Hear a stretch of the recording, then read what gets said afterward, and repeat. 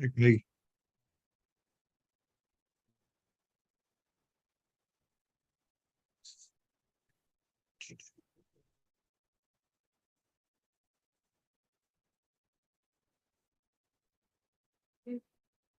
I should give them just in case. You did anything to, or you don't want, No, I don't know. you don't want it?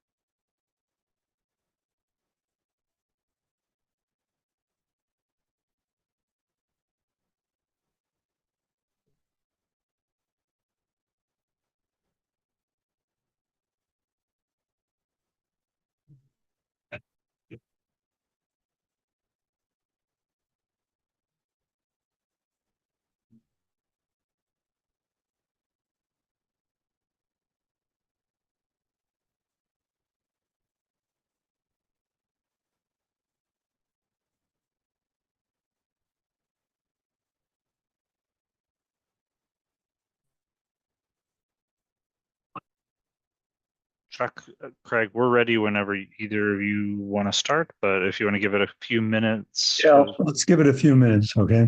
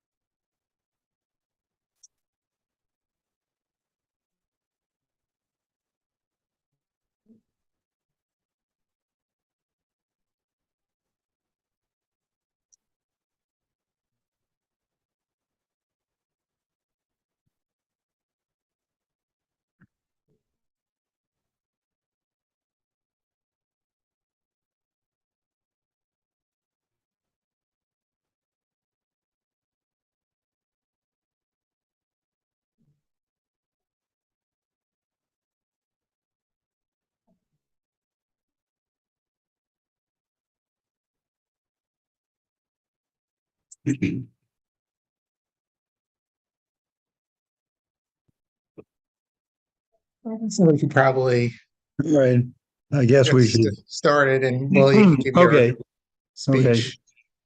all right. I'd like to welcome everyone to the June meeting of the Transportation Committee of Community Board 8. I'm Chuck Warren, co-chair, and Craig Lader, my other co-chair. And Will, why don't you read the obligatory rules of the road? Yeah. So everybody, welcome. If this is your first time joining us, or maybe the first time in a long time, here's a refresher on how we run our virtual committee meetings.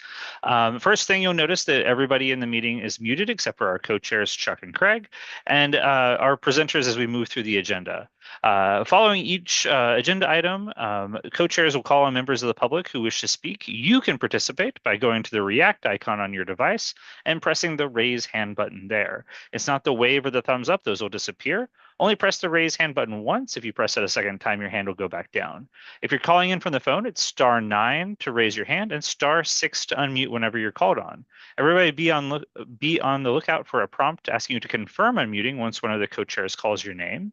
If you're having any problems with the Zoom room, the chat is available for technical support. It's only available for technical support. If you chat anything about the meeting, the co-chairs and the presenters will never see those chats. And finally, if you're using an older version of Zoom, you may need to go to the participant section where you'll find the raise hand feature there. And we encourage you not to raise your actual hand or wave at the screen to get our attention. If you're having any problems, like I said, the chat is there for technical support. Chuck and Craig, you guys can get going. Thank you. Thanks, Will. Okay, so why don't we start? The first item is a public hearing on an application to the Public Design Commission from 1 East 60th Street, which is the Metropolitan Club, between 5th and Madison Avenue, to restore the historic granite paving of the existing driveway. Is there someone here on behalf of the applicant? Yes. Mick Doyle? My name is Michael Michael Doyle, Doyle, and I'm here okay. with my associate, William Collins, Good evening. from Hey, why don't- Atchison Doyle Partners. Why don't you go ahead? Great, thank you. Well, good evening, committee members. Thank you for the meeting. Usually we're in front of the Landmarks Committee, but it's great to be in front of you. I personally have been working on the club for 30 years, and we've done a lot of research and a lot of restoration work on the building, which is not the purview of your committee, but we're restoring the courtyard of the building right now with Landmarks and Department of Buildings permission. And we wanted to present to the City Design Commission the extension of the driveway the way it was originally done in 1894. There's a bunch of changes that we'll go through. William Collins, my associate, and I will double team as we go through this. I think we have a pretty clear presentation that graphically and photographically will show the history and what we're proposing. Again, thank you for the time. Billy, why don't you move it in? Sure. So once again, good evening. My name is Billy Collins. I'm a colleague of Mick Doyle at Atchison Doyle Partners. So the format of the presentation this evening will begin with a brief introduction about the property, the history of the area that we're proposing to restore. We'll then walk you through a little bit of project documentation. We'll take a look at some area plans, plans of what we're proposing to do, and some renderings, as well as the proposed materials. And then if we have time, we will go into some of the construction documents that we've developed and are proposing for filing. So without further ado, let's jump right into it. So the thrust of this project is to restore the granite driveway that was originally part of the historic fabric of not only the club, but also the sidewalk outside of 1 East 60th Street. This was part of the original club and the original McKim and White design, but was removed, we think, based on the photographic evidence, around 1918 when the subway was built and the sidewalk vaults were constructed. And it was an open cut subway construction. It was not tunneled. So they totally dug up the street right to the face of the building and took away a lot of the sidewalk construction and a row of columns, believe it or not. You'll see in a moment. So the work that we're proposing for the driveway is being done in tandem with the restoration of the original granite paving in the courtyard proper itself. This has been before Landmarks in the Department of Buildings and approved by both. And the project is actually currently underway in the courtyard. So as the Metropolitan Club restores the granite courtyard, this project proposes to restore the historic granite driveway as well to complete the composition. Just so everyone is oriented, the site that we're proposing to intervene in is the Metropolitan Club, located at 1 East 60th Street, right here on the northeast corner of Grand Army Plaza. Oh, sorry. It's a little bit slow. This area of the city is actually quite unique in terms of subway paving, in that, or sidewalk paving, excuse me. In that all around the block that our site is on, you can see a variety of different paving treatments and different sort of sidewalk motifs. So, for example, we've delineated a few of them over here. So around the Metropolitan Club block itself, it's mostly concrete with some decorative terrazzo around the entrances to the Pierre Hotel. Across the street, we're on 5th Avenue, the Central Park, a combination of hexagonal asphalt pavers, the kind that you typically see in most city parks, as well as a granite curb, granite block curb with a line of trees. It's a very similar material to what we're proposing for the Metropolitan Club driveway. Further down into Grand Army Plaza, again, the continued granite block paving along the street trees, bluestone paving, and concrete with exposed aggregate. Further down to the south, although it's not present in this map, is the Plaza Hotel, which also has a lot of decorative terrazzo outside.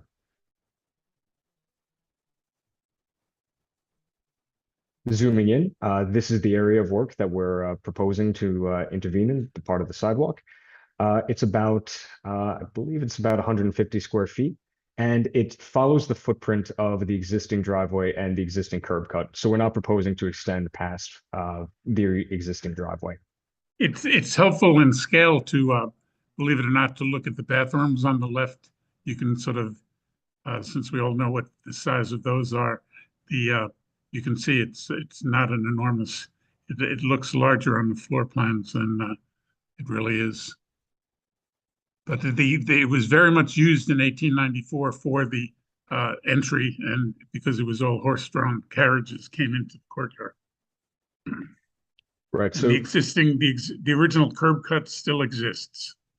yes. So as Mick was saying, this was originally for horse-drawn carriages when they would enter the club.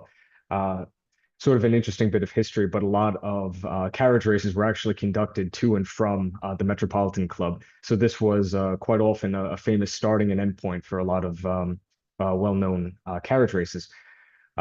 So this is what this is showing here is the plan of the historic courtyard, and this was prepared by the original club architects, McKim, Mead, and White. And what we're seeing here is that beefed up entry column screen that Mick was talking about earlier, and the extension of a cobblestone pattern out from the club itself through the main gates, which are about 17 feet wide and still about that width now, all the way to the street. This is a photograph from about 1914 showing that view. So we have the original column portico into the club courtyard. And what you can start to see in the image is the cobblestones that are in the courtyard extending out into to the driveway and to the street. Here again is another view. This is actually from 1894, the year that the club was finishing construction. And this is probably a little bit clearer where we can see a full interior shot of the courtyard with the cobblestones coming out into the driveway. Once again, similar view from another angle. This is further east down East 60th Street. And the change in material is apparent, once again, from just the concrete on the sidewalk to this darker, more densely patterned cobblestone driveway. This is a shot from 1918 when that subway construction was starting. So as you can see, they're digging up the sidewalks, digging up the street. So that's the reason why the original portico had to get reduced in size and beefiness, and the original driveway was taken up as well as part of that. And committee members, for those who saw the Gilded Age series, this is exactly the site, the view that they kept recreating, using the Metropolitan Club as sort of a model of in that movie, in that series. We also found construction documents from this period as well. Once again, from McKim, Mead, and White architects. They were involved in the life of the club for many decades after the club itself was finished in its first incarnation. And what we can see here is their plan, actually, for what to do about the subway expansion. You can see with the dashed lines, they're removing the additional column screen. They're moving back original coal chutes to prepare for the construction of the current sidewalk vault that's here today. And just a view of, once again, from McKim, Mead, and White of the new, quote unquote, new and current portico screen. So that was a little bit about the history. These are some photographs of the site today. These were taken back in September of 2024. So as you can see, the area of work that we're looking at just at a few angles, is relatively constrained just in front of the main gate in the place of the existing driveway. So once again, it's about 17 feet wide, just about that in length as well. So what we're proposing is this area of concrete here to be taken up and the granite that was approved by the LPC for the courtyard to continue into the driveway. And if I can just mention, a major part of the work on the interior is to create a drainage system that doesn't allow any water to go to the sidewalk, which in a heavy rain it does now, but it will not. There'll be a continuous drain that LPC approved right across all the entry gates. All right, so moving into what we're actually proposing to do, this is a plan of exactly that. So following the contours of the existing driveway and curb cut, we are proposing to extend the LPC approved granite pattern. This is the larger trench drain that Mick was talking about that's going to catch all of the water from the courtyard so that it doesn't run out into the street. And we're proposing to continue the granite border that goes around the cobblestones in the courtyard, also into the driveway as well. This is a rendered plan showing the same thing, so we can start to see material a little bit more graphically. So we have the cobblestones here, continuing out past the trench drain, and we have our granite border. So referencing the earlier shots of the existing photos, this is looking straight into the courtyard, and this I like this rendering because it shows that very clearly that curb cut that's existing that we're not messing with, just continuing the granite out. It's going to be level with the level of the sidewalk, so that there won't be any change in height differential. It'll be totally accessible. Just a little bit further along here, we can see the meeting of the courtyard and the proposed driveway. It's the same exact materials, just broken up by the trench drain here. This is an ADA compliant stone that's used on Central Park as well. Yes. And we actually went over and tested it with some of the members just to really clarify that it's not a tripping hazard in any way. And just a view across the street, once again, level with the rest of the sidewalk, totally accessible, as Mick said, and confined to the current footprint of the driveway and the curb cut. And committee members, if I can point out, we did not put the bollards or propose putting the bollards back because they seem to be more of a hazard because of all the truck maneuvering on that street, and it's deliveries to the restaurants across the street and cars, and it's a very busy street. So we just figured to keep a low profile and not try to do any lanterns or anything like that. It's all on the surface. So as Mick was talking about, this is the accessible cobblestone that we're proposing to use. It's the same one approved by Landmarks in the courtyard. So this product comes in 4-inch by 4-inch blocks, which is perfectly historically appropriate. And like Mick said, it's ADA accessible. So there's less than 1/4-inch transitions in height between the stone. The stone itself is thermally treated on the walking surface to provide slip resistance. And it is actually the same stone that's used in the perimeter by the street trees in Central Park. So sort of proven to work there. It's right in the neighborhood, so we felt that it was an appropriate material to use here as well. So this diagram just shows the same thing, the thermally treated finish on top of the walking surface of the stone. And this is actually a photograph from our office. We ordered some samples of it, and it's just showing the actual finish of the stone as well. So it'll really replicate that historic granite cobblestone look. But it's the top surface that we're looking at, not the sides. Correct. What we're showing as the top surface is will be the top surface when it's laid, the ADA surface. Just a few more shots of the actual material and a little bit of variation. Very, very similar and complementary.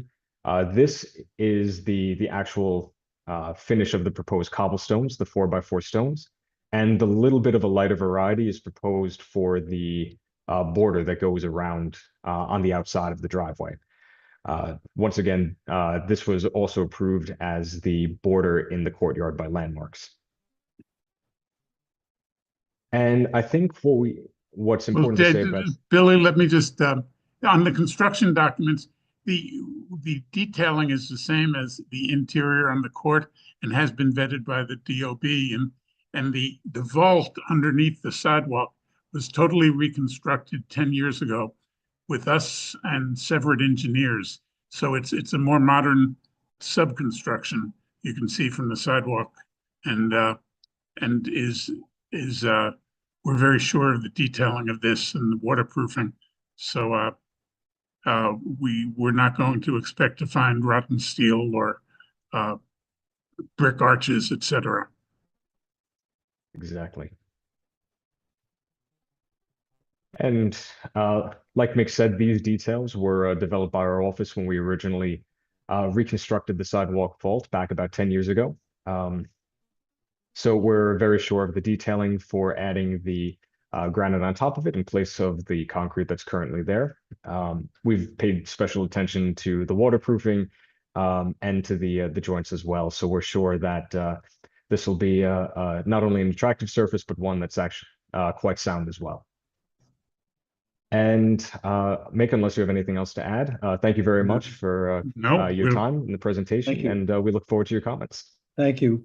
Thanks very much. We'll take comments from the public here first, and then we'll go to the board. Let me just see here. Looks like we have a hand up from Andrew Fine. Andrew Fine.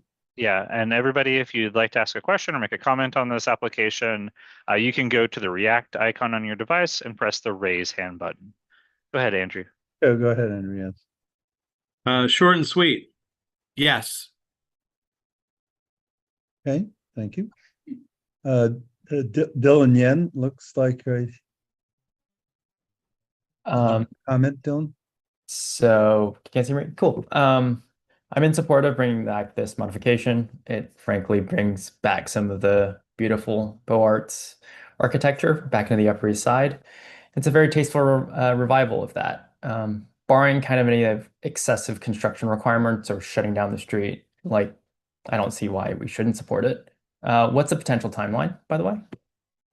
It could happen within a month total, and it would be very carefully done. The sidewalk would not be totally shut down, and we've been very careful about that. The club is very conscious of their neighbors for a lot of reasons, obviously. And if we got permission now, we'd be in front of the design commission, I think, Billy, in another month.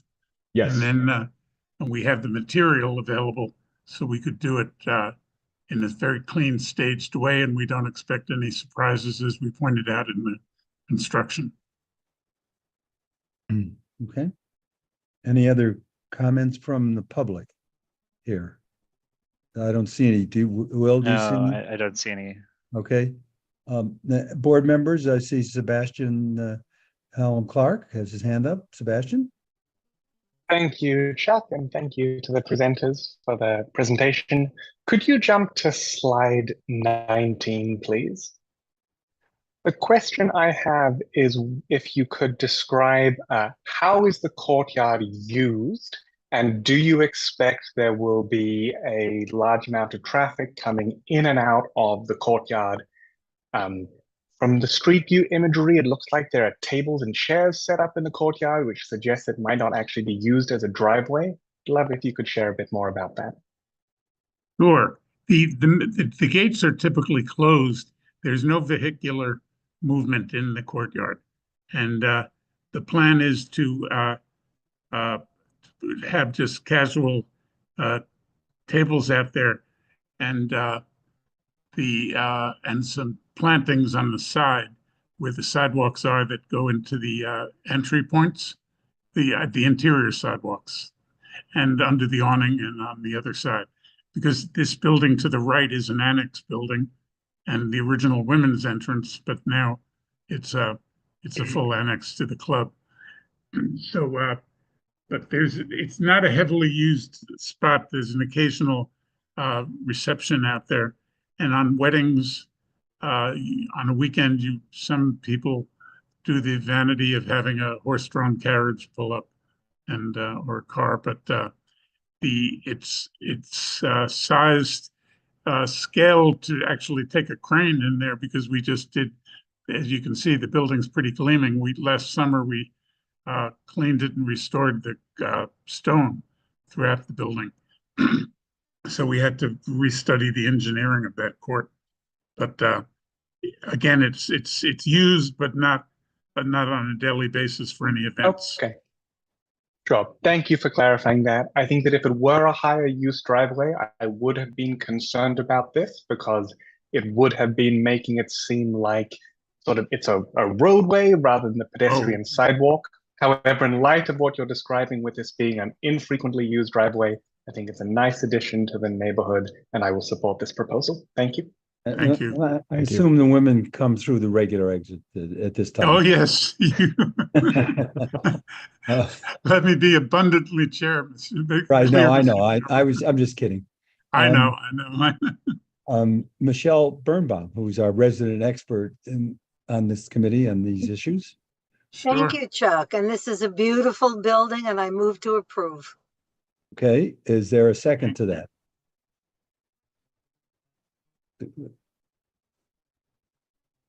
There are some seconds. I see Okay, waves. there's some seconds. Okay. Yeah. Any further discussion here? Okay, so if you're voting in the affirmative, you don't have to do anything. If there's anyone who's voting no or abstaining or not voting for any other purpose, raise your hand. Let me just read the roll. Yeah, why don't you read the roll? Yes. Yeah, so it's myself, Chuck, Alita, DJ, John McClement, Michelle, Miles, Sahar, Sebastian, TJ. Did you get Todd? Yeah, TJ, Todd. No, TJ. Oh, okay. Okay. So I'll just say again, if you're voting in the affirmative, you don't have to do anything, and raise your hand if you want to vote no, abstaining, or not voting for cause. Okay, seeing none, it passes unanimously, and we thank you. And this will come up at our board meeting, I guess, which is next week, right? The week from today, Will? So we Muted myself. Yes, correct. It's a week from today at Marymount Manhattan College. Okay, good, thanks. Okay, well, thank you, folks. Thank you very much. Thank you. Okay. Appreciate it. The next is something we've been looking forward to, is the updates from DOT on the 3rd Avenue signal retiming between East 60th and East 96th Streets. And this is something that suddenly happened, and I know that there was concern that no one got any real notice of this before it happened. And I know we have the folks here from DOT, so is Jennifer going to present, or do you want to, are there other people here also who, or Raphael, how do you want to handle it here? Good evening, everyone. Raphael Escano, Borough Planner from the Manhattan Commissioner's Office. I just like to introduce Jennifer because she's going to give you an update on that particular item of the agenda. And is Jennifer available? Hi, Jennifer. Hi, everyone. Good Hi. evening. Thanks, Raphael. And hi, Chuck. Hi. Hi, how are you, Jennifer? I will. Good to see everybody. So I do want to thank you all for, keeping on top of our office and DOT for updates here on our recent signal progression change along 3rd Avenue between 60th and 96th Street. I'm here to just share some very general kind of verbal updates because the team is still continuing to review the May data data that was collected last month. So just to take a step back to kind of set the stage a bit, right? We have recently installed a 15 mile per hour progression that was in direct response to the concerns and complaints that we received about cyclist conflicts with pedestrians at the intersection. So the lighting here and the signals were changed to 15 miles per hour, and with the goal to kind of incentivize cyclists and micromobility users, so scooter riders, to wait for the green. So that once you're traveling within that speed limit, you'll be able to pass through more lights.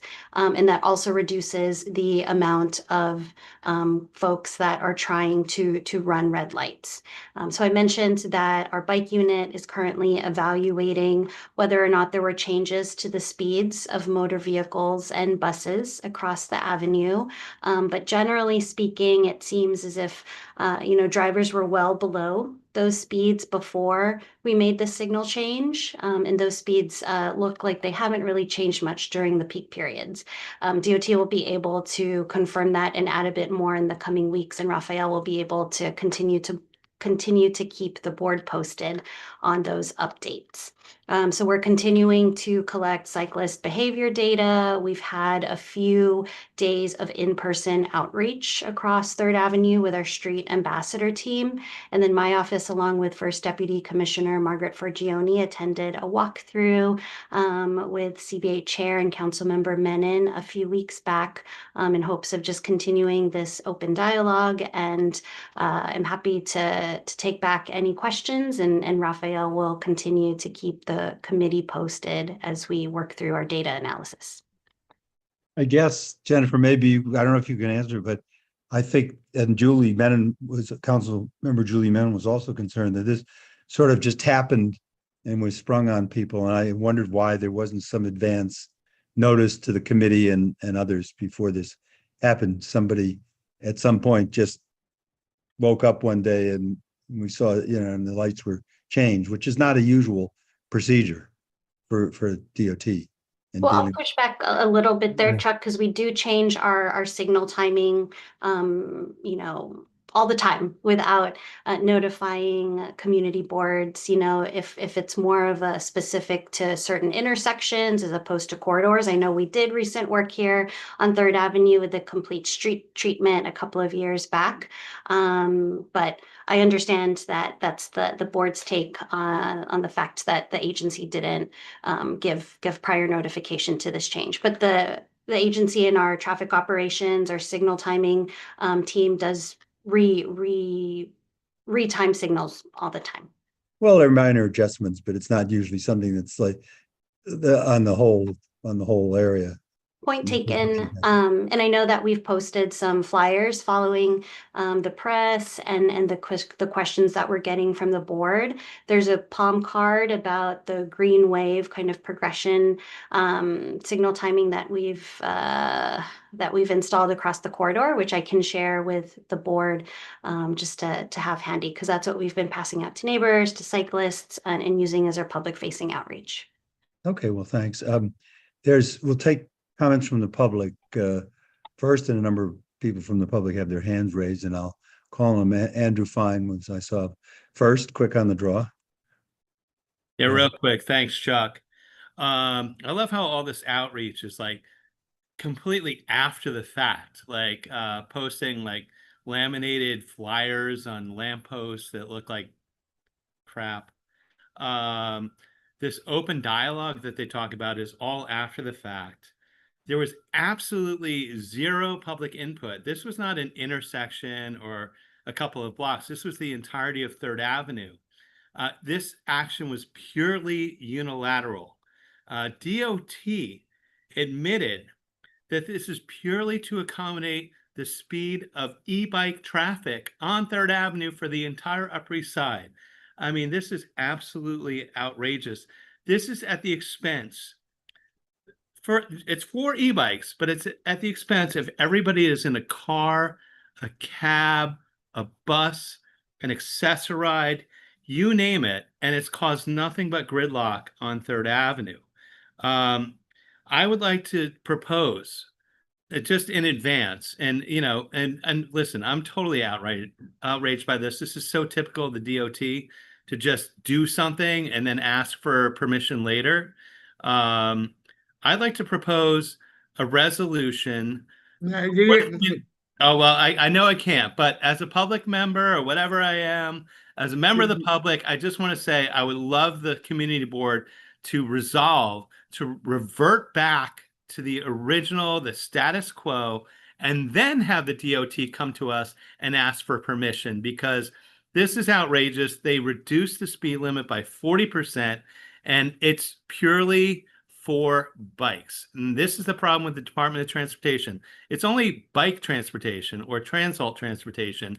It is not transportation for people that are on four wheels, except now the DOT considers four wheels, you know, like the Amazon little mini box trucks as now they're bicycles, even though they have four wheels. That was another unilateral decision. But this is just outrageous. This can't stand. And I hope the community board asserts themselves, because guess what? The community board was completely blown off in this process. So Chuck, Craig, I hope you do your work and demand answers. And let's go back to square one, and they can present instead of like doing their unilateral damage to all of us. Thank you for your time. Okay, Andrew, and I will say that over the years, the Department of Transportation generally does consult with us and does work with us on a lot of different things. There are some exceptions when things happen, and this was one of them. And we can talk about if people want to talk about that, about whether or not there's anything to be done at this point, and I know they're going to be doing more work, and so I think we'll just have to see what happens with that. Let me take Sarah Grant next, as I see, looking at my, let me unmute Sarah. Hi, and thank you for the time. I want to express my wholehearted support for this. I think e-bikes are causing such a problem for public safety and for cyclists that this is important. I also support Mayor Adams's recent proposal to lower cyclist speed limits to 15 miles an hour. But I have questions about how this will be measured and how it will be enforced. To share my story, over Memorial Day weekend, my dog was fatally injured in an e-bike hit and run that occurred on a sidewalk. And I think this is a step in the right direction, but there is so much danger with e-bikes. There needs to be more regulation. So how will this be carried through? Because I don't believe that this is reducing run red lights. I don't believe that this is reducing any danger to public safety. Jennifer, you want to comment on that? Any further studies and how you're looking at all this?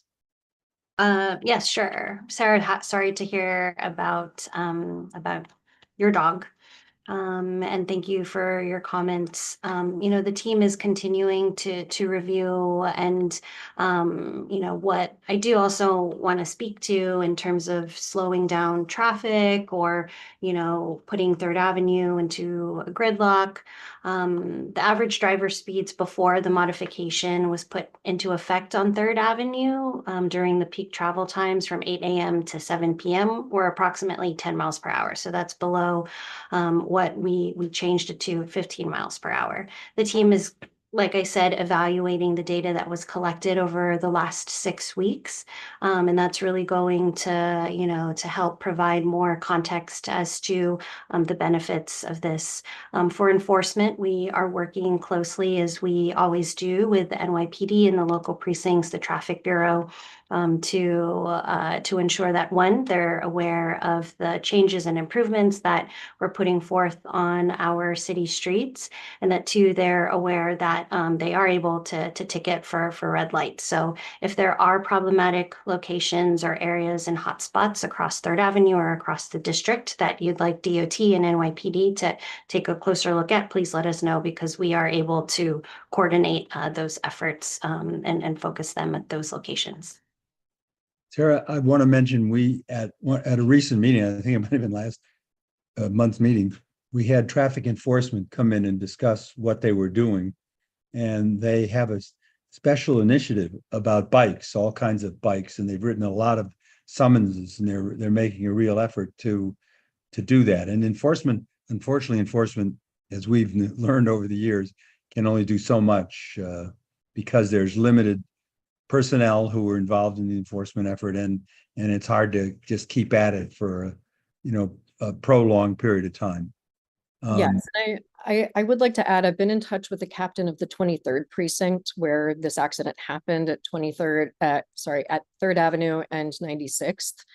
And the citations are helpful, but you still see e-bikes breaking rules blatantly. And I think the law and the regulation has to change to further raise the bar, since enforcement alone isn't changing e-bikers' behavior. Yeah, thanks. Appreciate it. Okay, let's see. Dylan Yen again, I guess, wants to comment on this. Go ahead, Dylan. So as many of you know, I've been kind of adamant about this, but I'm just going to say the Upper East Side community wasn't notified about this at all. The DOT decided to unilaterally make a massive change to a major northbound avenue, which, by the way, takes a lot of that traffic that's coming off the Queensboro Bridge. You used to be able to turn left off the Queensboro Bridge, either northbound on 1st or on 3rd. They also took away an entire turning lane off the Queensboro Bridge. And I've sat in that traffic multiple times, and it's not great. But you change traffic to a major northbound avenue, which generated a tidal wave of complaints to Julie Mennon's office, our local council member. And after the ensuing gridlock, okay, the whole point of this proposal, according to DOT, was to supposedly encourage bikers to slow down to 15 miles an hour. But as anybody who lives on 3rd Avenue will tell you, bikers will just blow through the red lights. So it's not actually encouraging them to stay at 15 miles an hour. They're blowing through. So if slowing down the lights evidently doesn't work, this just feels like you're trying to punish everyone else who's in a bus, cab, car, or even on a motorcycle. That's it. Okay, thank you, Dylan. Next is Yasmina Palumbo. Can we unmute Yasmina?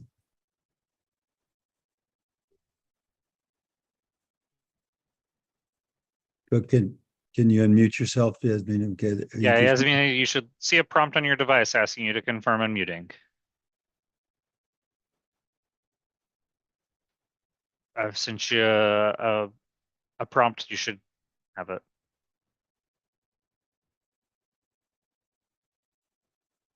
Having a problem there? Yeah, we can come back to Yasmina when come she's back. figured We'll out. come back. We'll come back. Why don't we take Emily Jordan? Emily, can we unmute Emily? Hi, There sorry. we go. You're on. Okay, so I live on 84th Street between Lexington and 3rd Avenue, so I'm on 3rd Avenue pretty much every day. I do wonder if, as has been said, cars really were traveling much slower than 25 miles per hour. In fact, I've heard they were traveling at 10 miles per hour.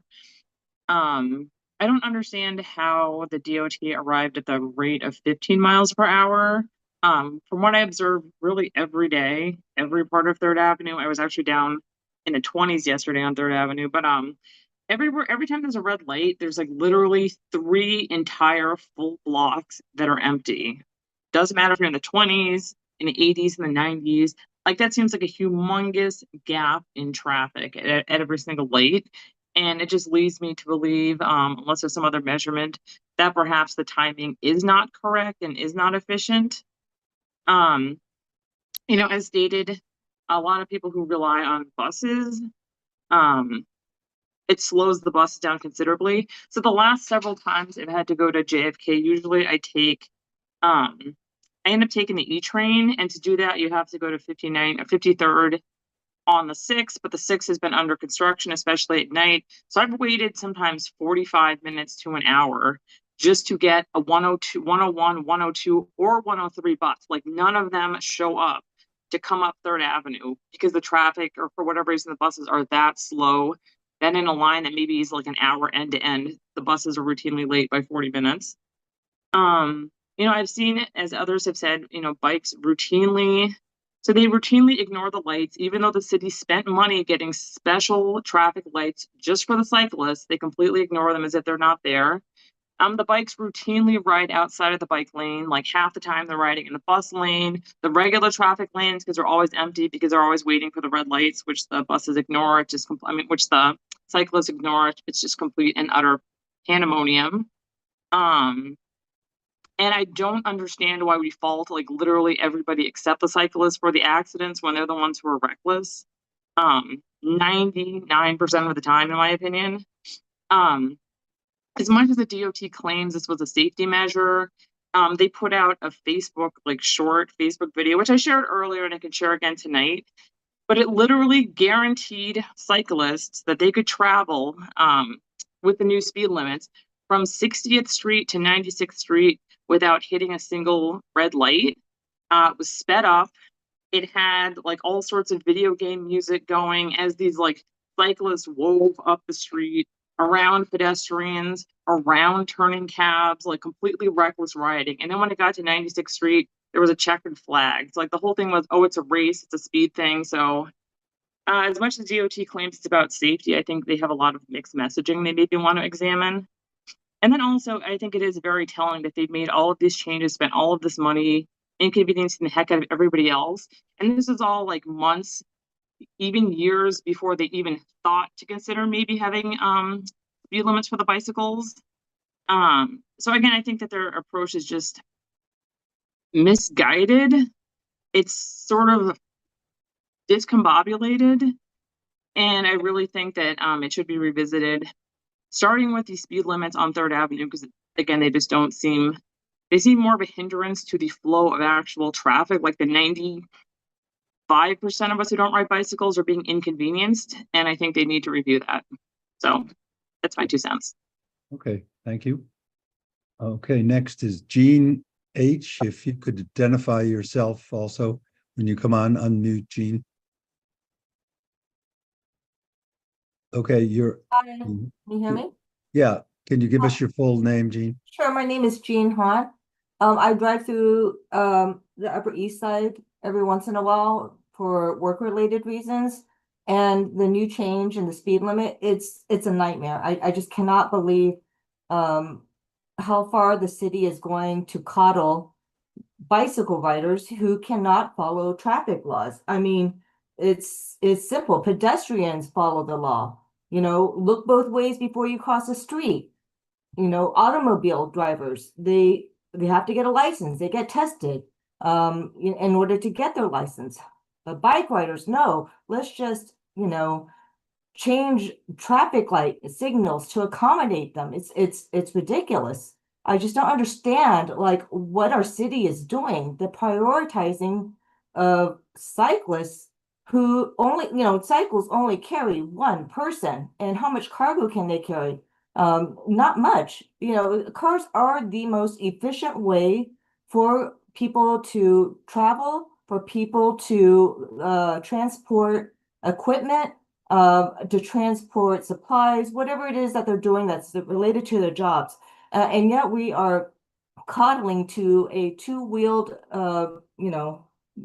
vehicle. I mean, I don't mind when I see bicycle lanes actually being used. I don't see that. I don't see that in my neighborhood. I don't certainly don't see it in Manhattan. I see a few bikes here and there, and every once in a while a spurt. But it's nowhere near it's disproportionate to the amount of use that they're getting, and it's disrupting everything. It's disrupting small business owners. It's disrupting people like me who work for small businesses. And the amount of time I have to sit in traffic, I have to pass that on to the poor small business owner that can't afford it. I just don't understand what the city is doing. There's zero empathy towards people that really need to travel by car. And, I'm sorry, but I don't think people should have to justify and make a huge stink about why they need to drive. People have to drive and they will drive if they need to. And to coddle to cyclists who are, most of them are doing it for leisure or just for one or two private corporations is astounding. This is not a service to the public. I'm sorry, this needs to be rethought. The Queensboro Bridge needs to be rethought. You have triple people's commute times just for, a few that may or may not want to travel when the weather is good. And even that, I don't see as much. So, I wanted to say ditto to the previous speakers and what they are saying. I agree with all of it. And I really think the DOT needs to do something to come to a plan that works for everybody, all modes of transportation, not just play favorites with cyclists. Thank you very much. Okay, thank you. Yasmina, you want to try again? And Okay. Chuck, may I actually before? Yeah, Yes, of course. Anytime you want to say excellent. something, yeah. Thank you, thank you. I do want to thank everyone for their recent comments. Emily, you raised a point about just bus speeds, and I do want to reassure you that we coordinate with MTA New York City Transit for these particular routes. I will flag for our transit development team that the board is interested in being reassured that the routes that are traveling along Third Avenue are not being slowed down. So I have made a note of that. And just, taking into account, I myself, my household has a car. My household also has pedal bikes and an e-bike, and we travel with my 2.5-year-old on that e-bike. And we really do decide, how we're going to travel together. What's the most efficient way? So I do want to say, at least from personal experience, that I am not trying to fight for any particular mode of transportation, but it is my job to ensure and support the agencies and the administration's priorities to create a safe road and sidewalk for all street users, right? So whether they're walking or they're traveling via wheelchair, on a bus, in a car, on a bike, on an e-bike, that's what we're tasked to do. The Adams administration also has something, going back to Jean's comments about kind of licensing and how car drivers are required to get, to go through the DMV for that. But Mayor Adams is trying to require app-based delivery companies to secure a license from the city, and trying to take more meaningful steps to regulate this type of vehicular activity across the city. That's currently with the city council. Happy to have the board reach out to your council member to learn more. But ultimately, the administration is trying to ensure for safe operations of micromobility users, as well as drivers and pedestrians. So thank you again.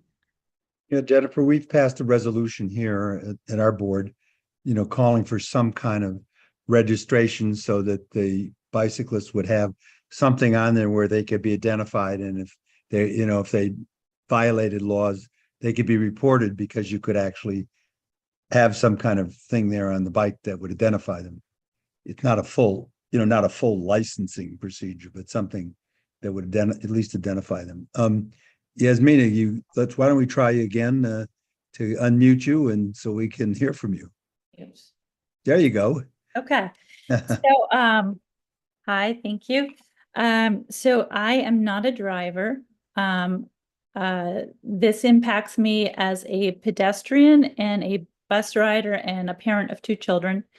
And if I'm understanding correctly, this all transpired as a way to encourage bicycles to reduce their speed, not even to obey traffic laws, but to reduce their speed.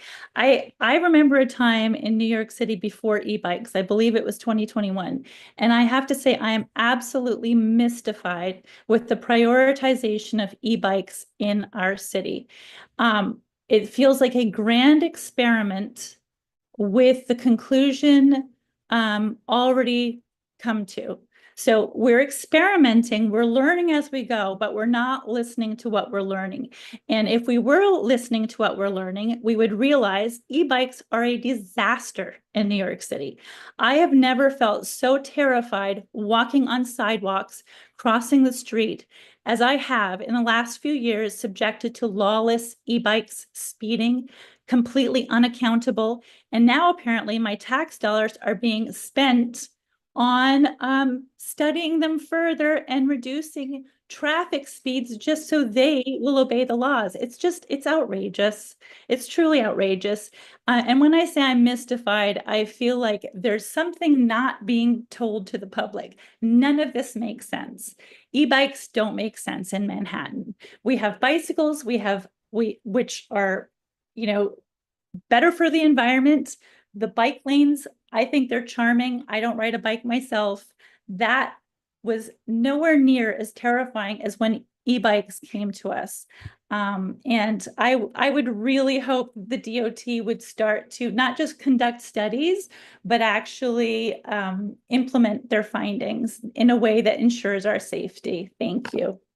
Thank you, Yasmin. Chris Adams, I believe, is next. Can we unmute Chris?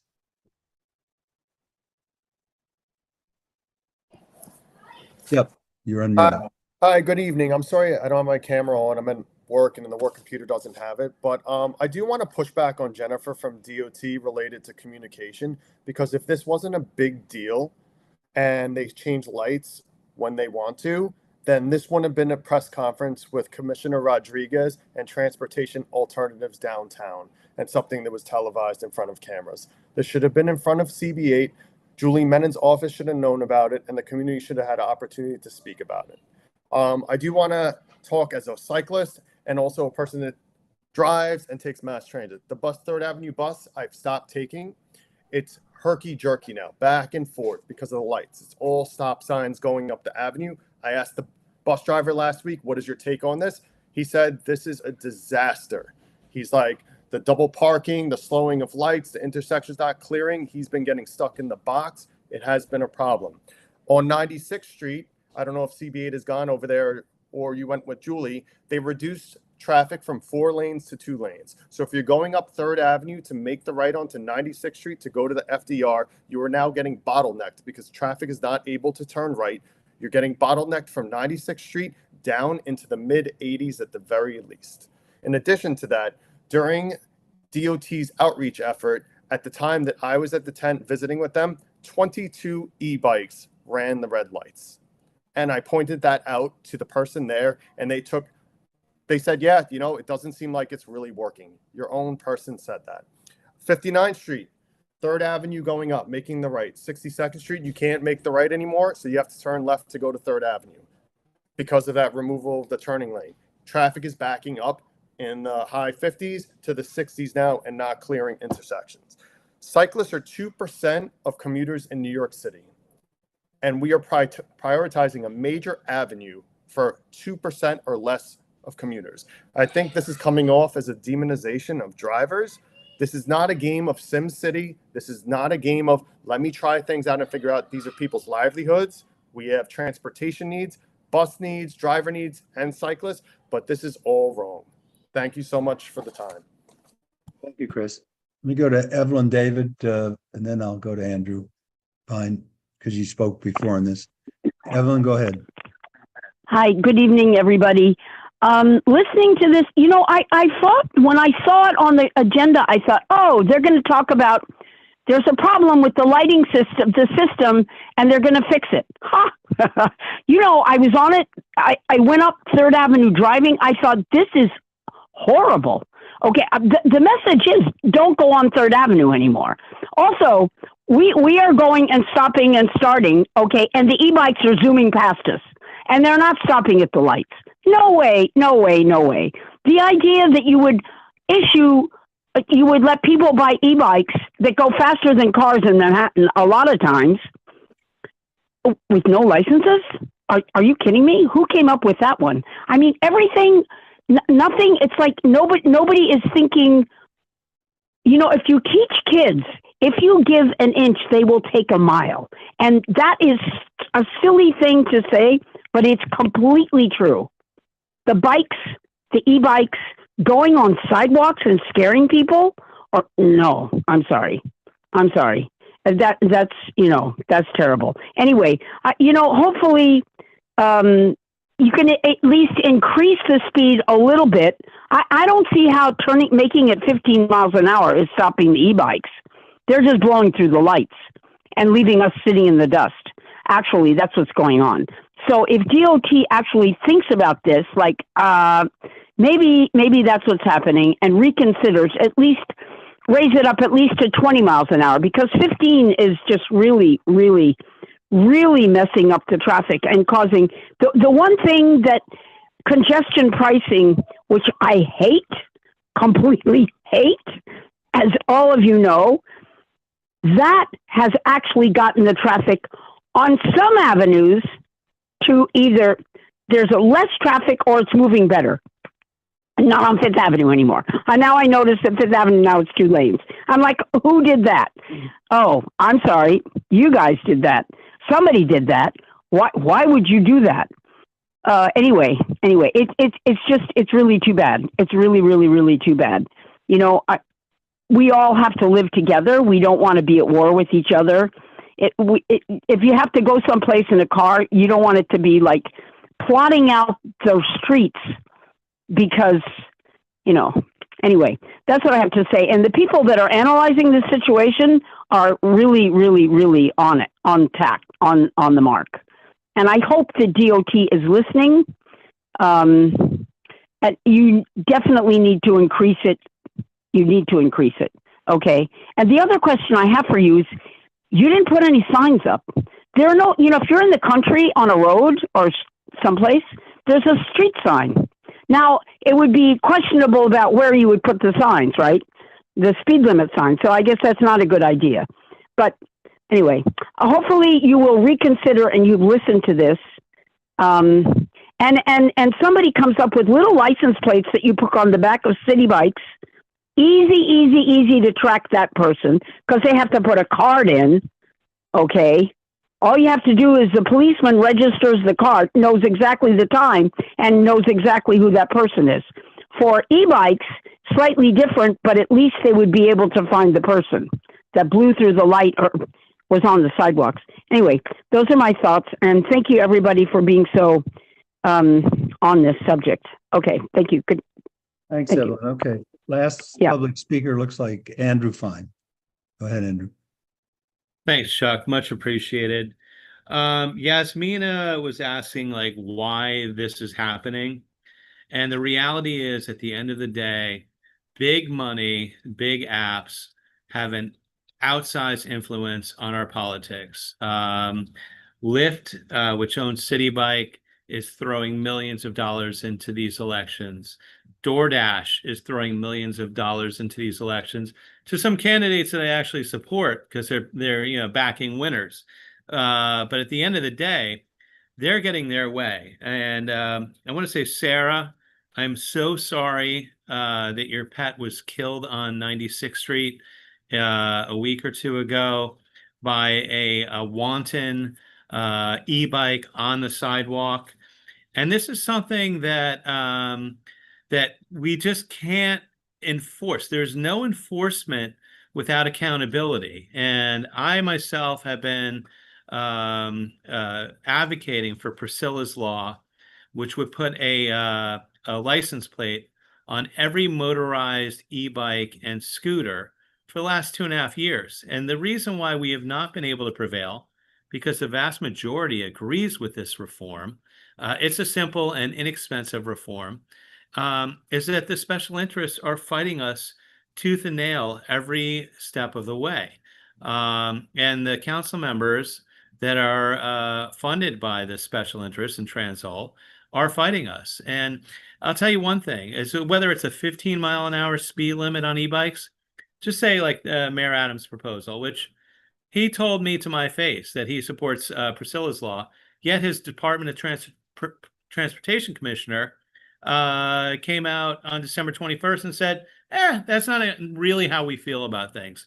But the reality is that there is no way to enforce a 15-mile-an-hour speed limit, bikes on sidewalks, bikes going the wrong way, bikes going through red lights, because they operate with absolute impunity.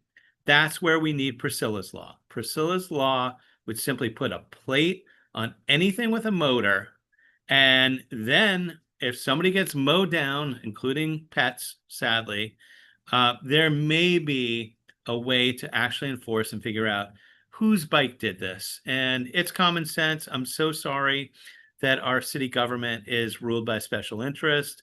But I would ask our community board to assert themselves and let the DOT know, hey, listen, you can't just come in here and reduce the speed limit by 40% willy-nilly just to accommodate for e-bikes that won't obey the law to begin with. So thank you. And again, my idea of a resolution to revert back to a couple months ago stands, and I hope community board members will take it up. Thanks again for your time. Thanks. All right, let me go to the board now. Alita Camp, I think we had her hand up, set her hand up for a while. Thanks. Oh, mechanically. There is someone from the public, but I guess he lowered his hand. Okay, I have a few points, and since you invited us, Jennifer, to address other areas in which bikes are a problem, I'll get to that in a second. So as everyone else pretty much seems to agree, bikes are blowing through the lights despite a reduced speed limit. I've seen cargo bikes with those big carrying barges in the back loaded up with boxes going through red lights. Those are incredibly dangerous because of the momentum from the weight. So it seems that the speed limit has not altered the bike's behaviors. I won't spend any more time on this because people have been very eloquent about it. Central Park, I'd like to raise as a problem with bikes. I simply do not understand a high-speed bike lane in Central Park because the bikes do not even notice red lights. I was there last week when the New York Phil played in Central Park, which was great, by the way, but those bikes, despite the presence of crowds of people and cops, just do not care about red lights. I don't understand how the DOT could possibly think pedestrians can cross the drives with a high-speed bike lane. So I'd like to ask that e-bikes, again, be removed from Central Park and that a high-speed bike lane also be removed because consideration needs to be given to pedestrians in this city. Someone mentioned earlier that we don't know what's going on with accidents. I do know from listening to someone on Brian Lara months ago that speed of bikes directly affects the impact and the nature and extent of injuries. We don't know how fast those bikes are going. We don't even know who the bikes are necessarily unless there's been an accident, which is a problem with a bike rider and they're lying there on the street or have been injured. Well, we don't know if they're causing the accidents by going the wrong way or not stopping at red lights, and the weight and speed of the bikes have a lot to do with it. Next point is that cars are not the bad guys here necessarily. There's a lot of congestion as population increases, cars increase, not just passenger cars, but Ubers and Lyfts and taxis and delivery vehicles and Amazon trucks where the delivery guys are also getting high on the street, by the way, because I've seen it and chatted with them about it, but it's also that cars are used for work, they're used to frequent businesses, they're used to get to other places around the city and provide more profits for those businesses and restaurants that might be there. They're not the devil in the city necessarily. Maybe some drivers are, as with anything, but certainly not cars as a whole. With respect to the DOT's position, I think there's significant evidence of bias in favor of cars here, not just because Mr. Rodriguez wears transportation alternatives hats, but also because I heard them testify at the city council hearing on Priscilla's law, whenever that was, I guess Andrew said in December. And despite Mayor Adams' interest in having the law passed by the city council, the DOT made abundantly clear that it was not interested in the legislation. It had various reasons, but that it opposed it. And the woman who spoke about the buses on Lexington and the delays in buses on Lexington Avenue in the middle of the day last week, there was a delay of 18 minutes for one bus line and 24 minutes for another, which I find outrageous in the middle of the day on a major bus route. We're not talking about the area close to a transit desert in Queens. This is a major thoroughfare for buses. And that's all I have to say about all of this. But I really urge the DOT to go back and look at Central Park and to consider what is actually going on 3rd Avenue, which seems to be no difference at all. I live off Lexington. I'm on 3rd anytime I'm going east, and I just see the bikes.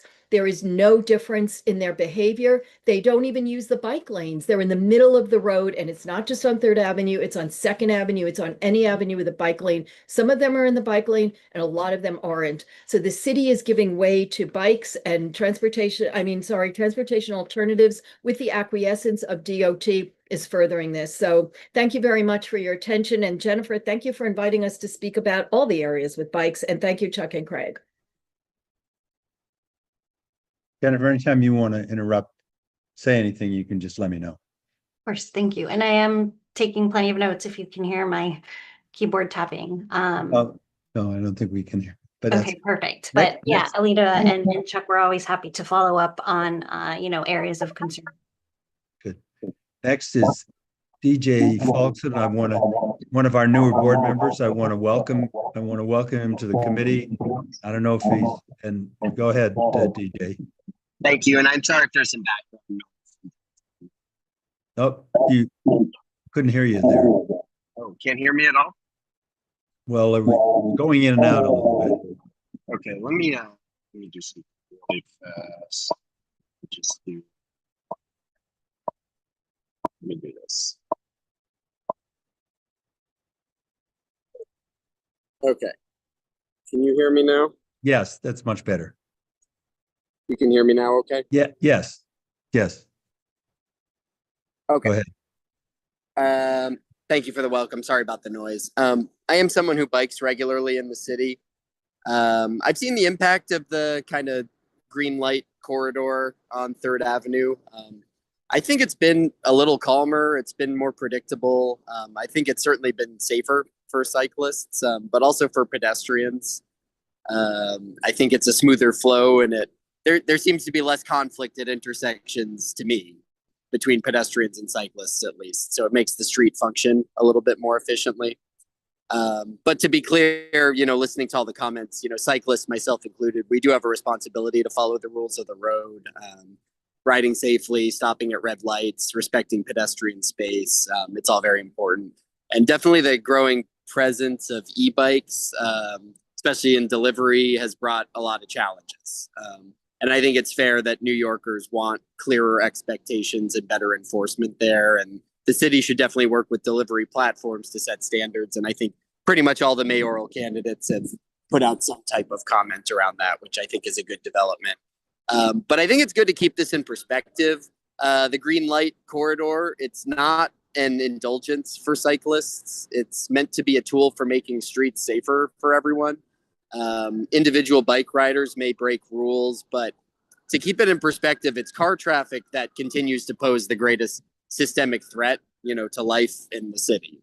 Private vehicles are responsible for way more serious injuries and fatalities on our streets than bikes. They are polluters, they take up a lot of space, and it's just a transportation model that doesn't really make sense in a dense, walkable city like New York. Our streets weren't really designed for cars, but they were reshaped around them, 100 years ago, and that was often at the expense of pedestrians and transit riders. So this is a pretty modest, I think, but meaningful effort to tip the balance back towards safer and more pedestrian-friendly mobility that comes with less pollution. And, one thing I'll say, these aren't ideological moves by DOT. They do serious technical work, and they're, serious professionals. So we should trust their ability to use data and design to improve public safety, and be willing to accept that there's sometimes trade-offs when that happens. So this isn't maybe a perfect policy change, but I think it's thoughtful and forward-looking, so I support it. I'm done. Thanks. Thank you, DJ. Michelle Birnbaum, I believe, is next. Michelle?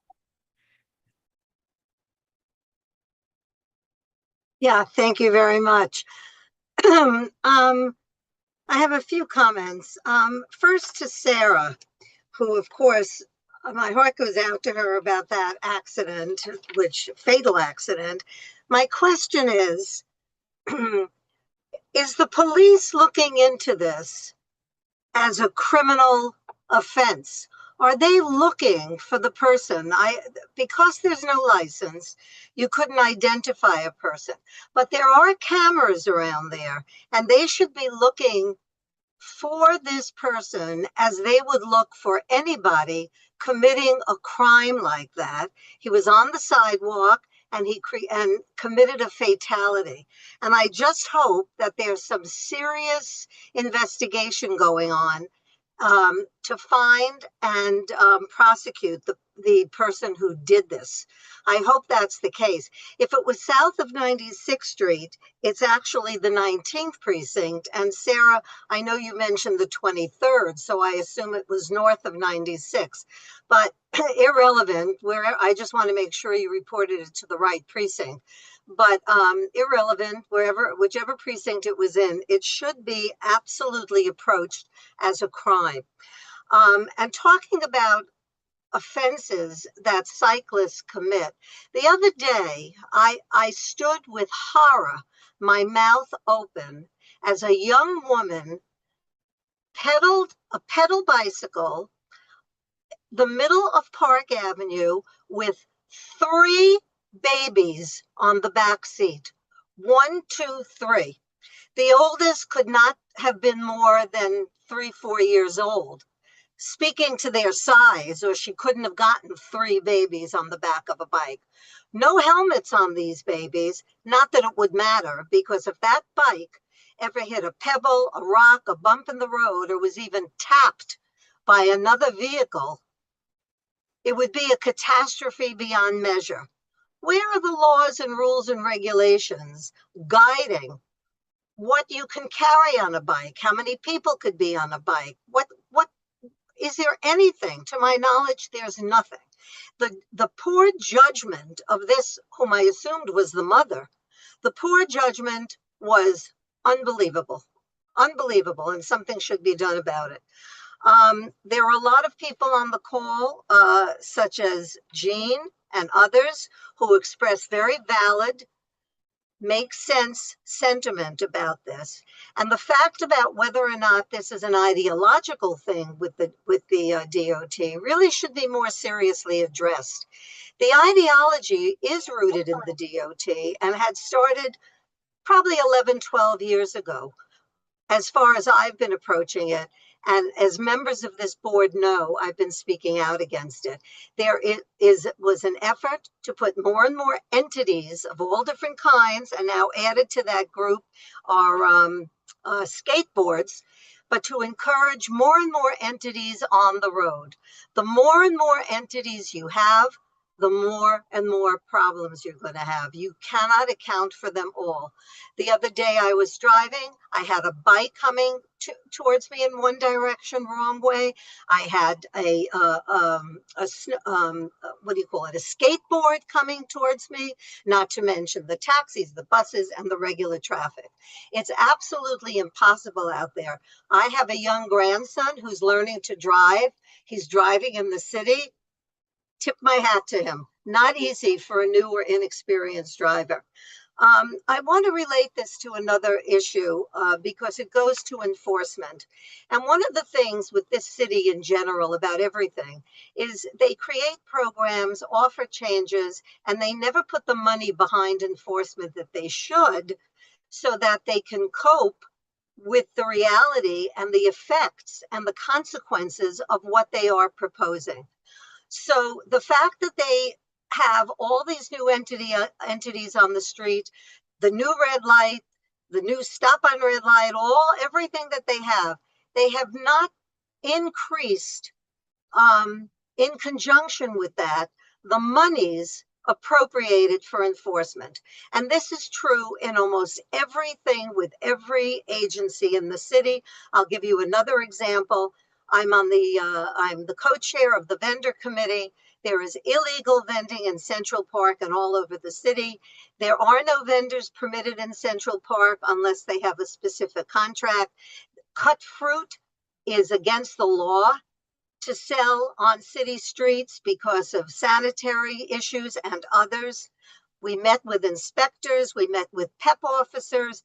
The argument is, you're right, it should be enforced, we don't have the officers. We don't have the officers because we don't have the money.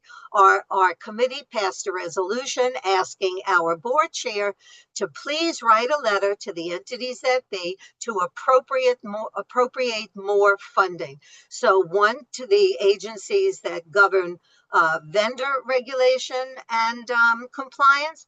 The same goes through with anything that has to do with traffic with the DOT. The same thing now, the DOT is also in charge of sheds, of open dining, I should say. You don't have the officers. You don't have the force that can enforce compliance for the sheds, the number of tables, the distance they're supposed to be from a hydrant or an entrance. You don't have, you as every other agency, you do not have the money to hire the officers. One thing that you could do is use the meter agents, the ones who are enforcing meter compliance and non-compliance. They're out there on the street. Give them some courses on compliance for vendors or traffic violations or whatever. Maybe more for vendors, their sidewalk activities, not running down a street to catch a violator that's moving. But use what you've got out there and get some more funds. There's no way you can do what you're claiming you can do. And the DOT and every other agency shouldn't be proposing more and more changes when they don't have the ability to enforce what they're proposing. So thanks very much for listening. Jennifer, I know you're only the messenger, so I'm just telling you all this for you to bring it back. It's not direct to front. And the same for you, Raphael. But I do hope that you bring these comments back to the powers that be, because there is no doubt that there is a culture in the DOT that has to do with favoring anything that is not a motorized four-vehicle entity.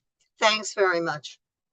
Okay, next, I want to go to Miles Fink, who's also a newer member of our board, and we appreciate his participation in the committee here. Go ahead, Miles. Having me. So I'm very young. So for my whole life, I've seen biking in New York City really evolve, and I've grown with that my whole life. And on the continued path that biking is seemingly going on, is going to become an increasingly important part of all of our lives. And because of that, I really want to be a proponent for biking and city biking in New York City. But from the testimony of everyone in this committee and from my own experience, I believe that in its current state, biking in New York City is simply not the option. That with the lack of enforcement, the lack of responsibility from bikers, that we should not be essentially punishing those in vehicles, and buses especially, I think, is something that we really should be trying to support rather than hurt for reckless bikers that Andrew Fine was talking about. The majority work for delivery companies that are lobbying to try to increase their own profits, right? So I also think, in my own experience with biking in the city, that if you are following the proper rules and regulations, that it is a efficient, speedy, and relatively safe form of transportation if you are following the proper road rules and being conscious of your surroundings.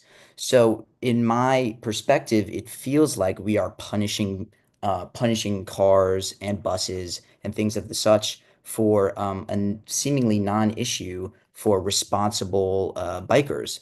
And again, sadly, as all of you have said, the vast majority of bikers aren't responsible, though. That's the problem, that they are blowing through lights and riding on sidewalks and things like that. So I think in an ideal world, we should be supporting biking and electric biking.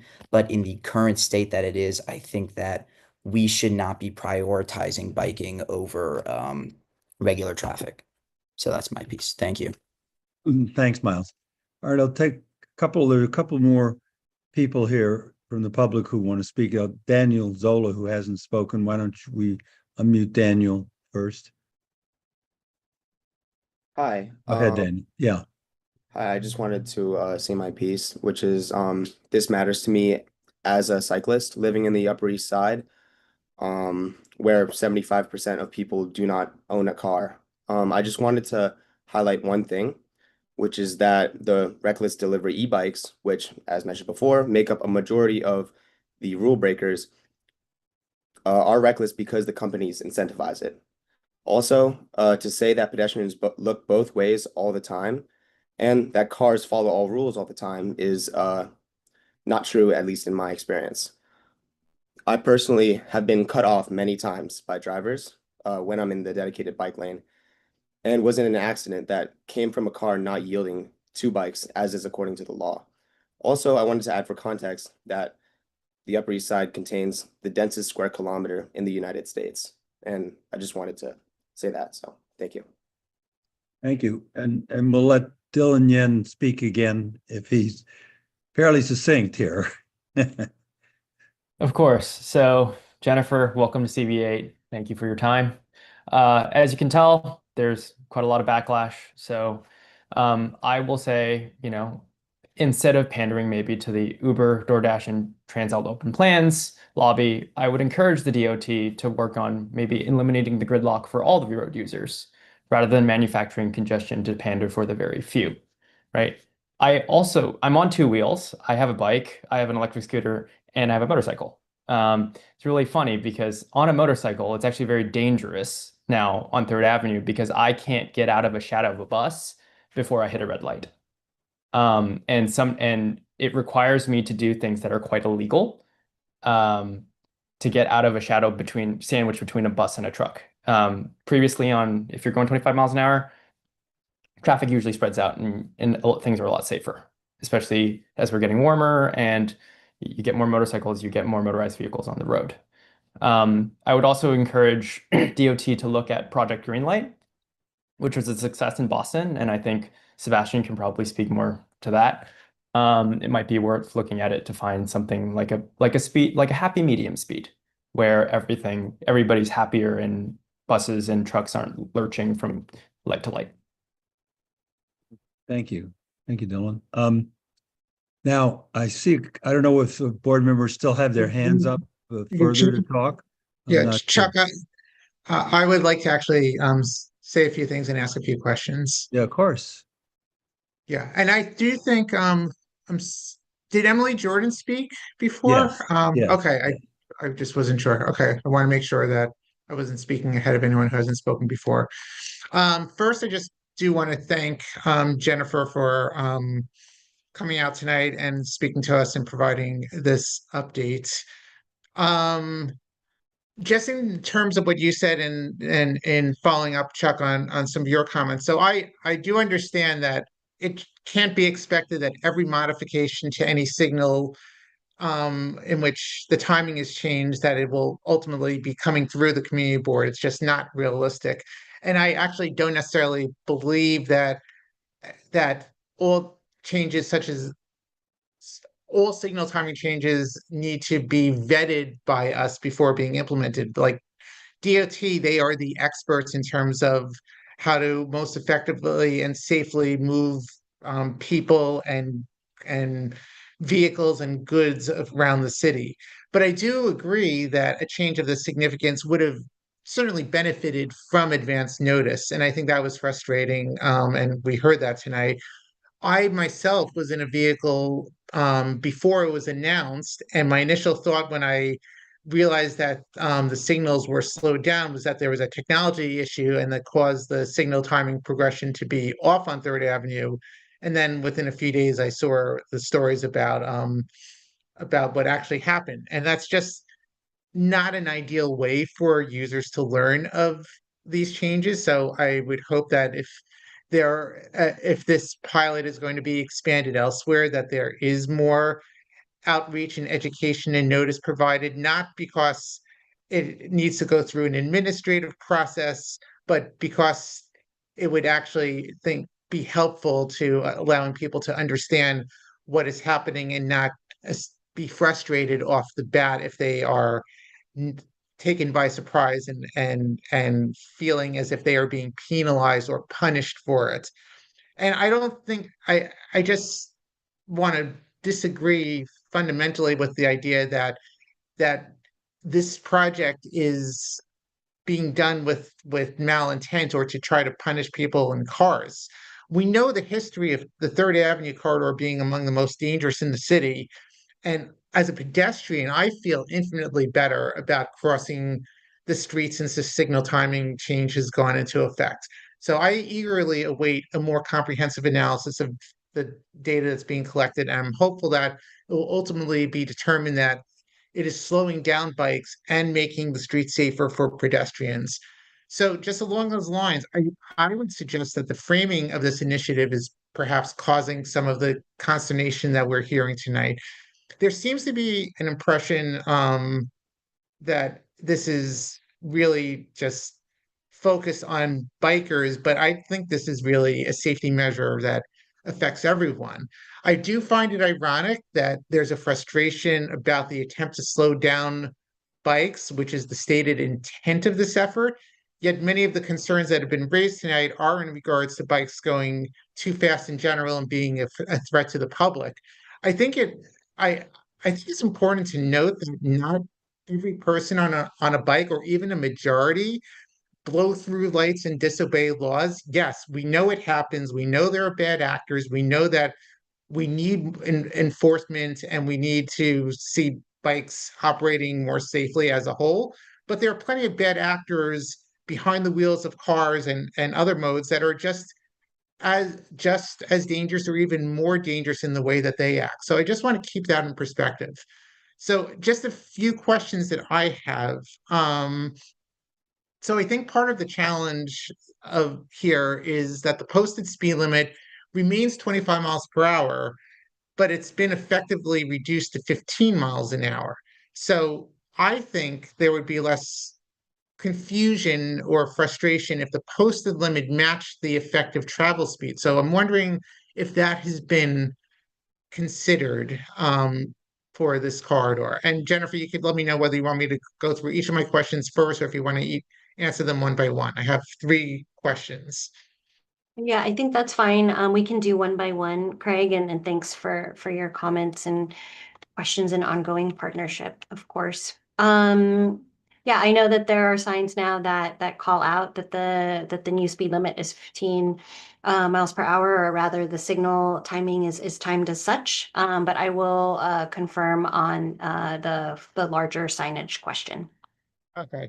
Yeah, I haven't seen it, but I think that would be helpful if it hasn't already been done. If it has been, I think that's great.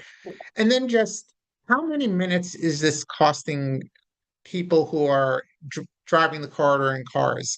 Am I correct that if cars were theoretically moving at the 25 mile per hour speed limit, which I know you indicated is not the case during the 8 a.m. to 7 p.m. or 7 a.m. to 8 p.m. peak period, is that, according to my calculation, 3 minutes longer to traverse the 60th to 96th Street segments? I appreciate that question, and I'll certainly take it back to the bike unit to incorporate as they look at the data, so we can get this in minutes. That would be helpful, because I think people tend to think that this is a dramatic slowdown, but in reality, it's really only a limited amount of extra time. And then we heard some comments about buses, and as part of my professional job, I do bus planning, and I do instinctively believe that bus speeds are likely to be adversely impacted by this.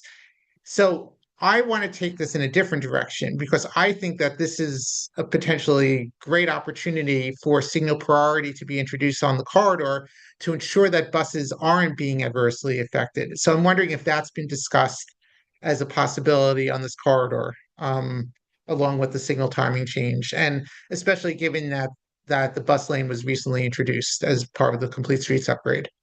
That's a great question. And I know that, we recently presented and are moving forward with the Third Avenue Complete Street redesign in CB11, and should be presenting further south in CB6 to extend it. in the next, or rather, we presented this month. So I think looking at the larger Third Avenue corridor as a whole is important to the agency, and I will double check with the transit development team on the bus signals. Yeah, especially here, if the signal progression remains as is, I think that's something that it would be important to focus on. So that is all for me. Thank you very much again. Yeah, thanks, Craig. Now I see a couple of board members who have their hand up. Is that, or do you just haven't put it down? Do you want to propose anything at this point? So Alita, yes, go ahead, Alita. Thanks, Chuck. Excuse me. I'd like to propose a resolution asking for the speed limits on Third Avenue to be put back to where they had been at 25 miles per hour. Thank you. Well, is there a second to that? Okay, second there. Let me ask you, Alita, on that. I'm not sure that the speed limits are on Third Avenue 15 miles an hour. And Jennifer, we just talked about that a little bit, but right. I don't know what the official speed limit is, whether it's actually been ratcheted down or it's just the signal timing. So you may want to rephrase your wording a little bit on that. Thank you, Chuck, for the request for clarification, which is that the 15 mile per hour request, or whatever you want to call it, be removed so that cars and buses may travel at the citywide speed limit, and that there be greater enforcement of bikes and red lights. If the stated purpose of the 15 miles per hour is to enable bikes to cruise up to 96th Street without stopping, what happens when the bikes are going faster than 17 miles per hour? What happens when they're going 20 or 25? I see delivery guys. I mean, I really don't know how to measure speed from a walking position, but they are going awfully fast, it seems. And I just don't know, without enforcement, how anything could work to help pedestrians. Everyone at some point in their day is a pedestrian, because even if you get from the city bike dock to wherever it is you're going, you're a pedestrian. And yet we seem to be the ones that are considered the least. So that's why I'm requesting that. So it's not a problem for buses. It's not a problem for cars who do have a purpose. And so bikes can go at their speed and stay in the bike lanes and stop at red lights and do whatever else is lawful. But that it does feel that cars and buses are being punished, even if that's not the intention. And this would avoid that feeling while still helping everybody. Thank you. Okay. So as it's reformulated, I assume, Michelle, your second still holds. Yeah. Do you want to talk on this? Yeah. Yes. Michelle, you want to say something? Yeah, yes, I do. Thank you. Yes, I support everything that Alita said, and for those reasons, I have two other comments, however. I want to make note that while it's widely stated that only 70% of people on the Upper East Side own cars, as though that's a reason to not consider them in your planning, please make note, everybody, that 100% of the people on the Upper East Side and all over the 5 boroughs use cars. Don't equate home ownership of cars with usage of cars. If you're using if you're using a taxi, Lyft, whatever you're using, which you are a car user, and so it affects you. The other comment I'd like to say is based on the fact that there's probably only about 3 minutes lost to a driver traveling up Third Avenue to get to a destination with the new speed limit. Well, now that's only 3 minutes. However, 1 minute is considered a very important accomplishment when you're turning someplace like 86th Street and you're revamping the entire corridor to bus lanes and select service, and that's to speed up the bus times, and then you say to the MTA, well, how much time did you save on that route? And they proudly say 1 minute or 2 minutes. I have never heard their explanation for more than 2 minutes. They tell you about it with a percentage, so it sounds much higher. But when you say how many minutes, that's the amount of minutes. Well, you sort of can't have it both ways. If it's important for the buses to go that much faster, then it's important for the cars. Anyway, I support the resolution. I hope somebody will call the question after the comments are Well- made. Thank you. Sebastian? Go ahead, Sebastian. Thanks, Chuck. I move that we postpone this question until the next meeting after DOT releases the results of their study on this topic. I think we don't yet have the information we need, and they're currently running this study. Is that a table? Well, no, he's not. No, he's not. That's a different. He's not. He's making a motion to postpone it till the next. Jennifer, are you going to have stuff by then? Okay. He's making a motion. Is there a second? To be clear, that was a motion to the next meeting after DOT releases the results of their study. Okay. So Okay. Oh, next meeting. Okay. just whenever they release their study, Gotcha. the meeting Gotcha. following. Is there a second? Is there a second to that? Do we have a second on that? Yes. DJ and Miles second. Okay. So we have, I assume that's a substitute motion. Right. Okay. So is there any further discussion on the substitute motion to postpone this until after the meeting after DOT has its studies done?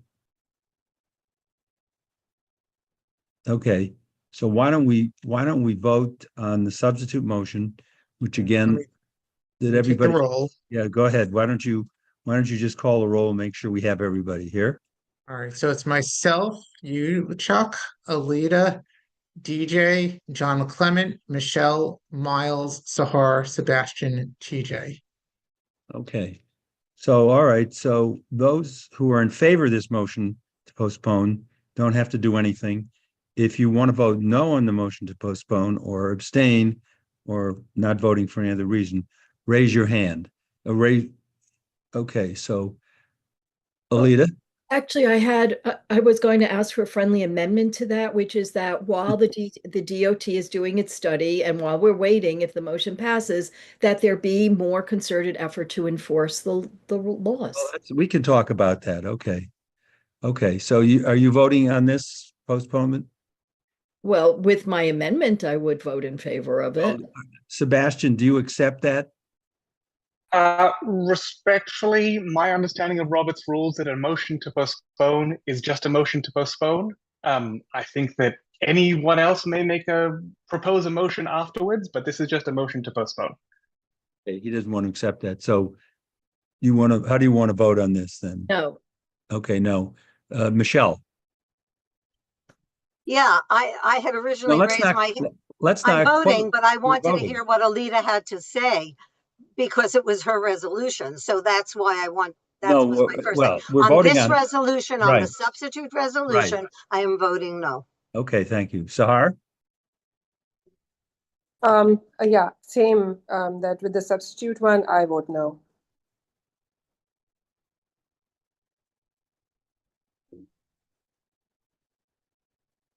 Okay, if there are no other Yeah, it looks like hands the raised, then substitute the motion passes 7-3. So it'll be postponed until, and Jennifer, when do you think you're going to have your studies complete here? That's a good question, Chuck. We'll have to, confirm with the board after we get a bit more clarity. It's only June 11th. I see some folks kind of, shaking their head, but No, I think, so we that's- will get back to you. Okay. All right, thanks. Appreciate your coming and willing to listen to comments, both pro and mostly con. But I should point out just historically here that what happened here is the state legislature, when you look at e-bikes, the state legislature essentially legalized e-bikes. And so, that was, and I think when you talk about the forces, you have to recognize that there are people in the state legislature who believe that e-bikes are important to help people make a living, and so I think it's, but But I think as the board has passed a resolution, we'd like to see something that allows for the identification of people so that you could have, better enforcement. And I think if people knew that they could be identified, and you could do it fairly cheaply. And so I think that's something that we're hopeful that we can get some action on. So thanks. I want to thank everybody. And I think we've had a robust discussion, and we appreciate the DOT folks coming and participating. Before we let DOT go, Yeah, I we're know going to get updates from DOT. Yeah, I yeah, think. but I had a question that our Chair Yeah, Valerie Mason right. had Valerie wanted, requested that right. DOT address. So Jennifer, if you don't mind, Valerie Mason asked that we ask about why the community board did not receive direct notification of the extension of the pilot program permitting e-bikes in parks. We had passed a resolution in 2023 calling for its immediate termination, and we had never received any direct response. So if you're able to just speak to that, that would be really appreciated. Yeah, thanks, Craig. I need to look at the original letter. Sorry, this one isn't ringing a bell. I know that we have coordinated on things in the past, but I have to look into this one, and I will get back to Will on that. Great, thank you. We're gonna our next item is updates from the Department of Transportation. We're going to have, and that'll be an opportunity to question the department on a number of things. I see some hands raised, public hands raised. So do you have anything, Raphael, that you want to report? There is nothing that I can report on now. If I'm going to stick around, if you have any other questions. Yeah, I think after Jennifer leaves, I will be able to right. speak on that subject. Yeah, no, I think we'd like to have you stick, obviously stick around, and we have people may have questions from the public, and I see some hands up, and why don't we go to Yasmina? Yes, of course, I will remain. Go ahead, Yasmina, unmute. There you go. Sorry if this is a silly question, but maybe this is all online and I just don't know how to get it. But what is the cost of these studies? Is that always publicly available? And when the studies are put together, is it like a science experiment where you put your hypothesis out there and you share with the public what your metrics are for success or failure? Or are these just studies and open to interpretation loosely at the end? Because I do find it pretty remarkable that a community board would be advocating against the extension of the Central Park e-bikes, and for the community board not even to hear back on that, it sounds like, and for it just to be extended, it's just all very mysterious to us. It is not that mysterious. You could always request by sending FOIL request, and that would be very obvious, and it's very clear. You could always do that, and you could get that information through that particular process. No, but I think Yasmin is making the point that we would make as a community board. We did send the letter saying about this and passed a resolution, and we never got a response, and things just happened. And I think Yasmin is raising a point which I think we would raise, is why didn't we get some kind of notification? Yes, we're going ahead or whatever. And maybe, I don't know, Jennifer, maybe you want to address that. Yeah, absolutely. And Chuck, sorry, when did this resolution come to my office? I think it was 2023, right? It was July 2023. Yeah. And it's been kicking around, and usually the department does respond, but we never got a response. And yeah, absolutely. And because of that, I just want to make sure I'm going to look into this, because this isn't ringing a bell. I wasn't prepared to speak about this tonight. So if you would allow me to do sure, of course, homework, I will get back to Will. Right. And if it's helpful, I just asked Will to post the link to the resolution. I just sent it to him. Oh, good. And why don't we just go around? Alita, did you have a question, for the DOT in general? I still have a question about Central Park, which is how Yeah, are they same thing.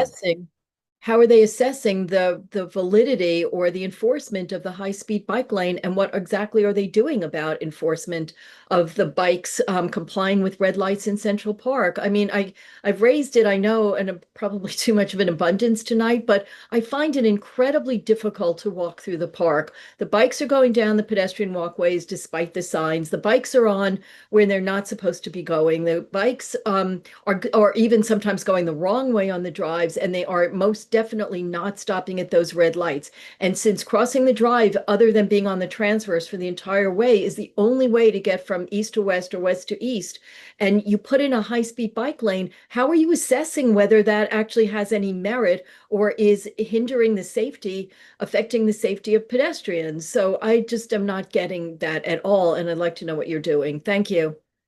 I appreciate your comments. However, that sounds more likely an enforcement issues.